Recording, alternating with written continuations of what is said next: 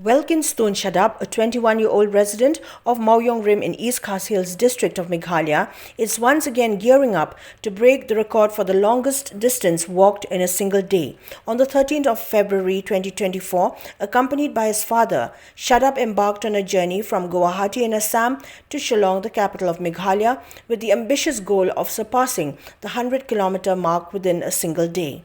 This endeavor aims to secure his entry into the Asian Book of World Records this year.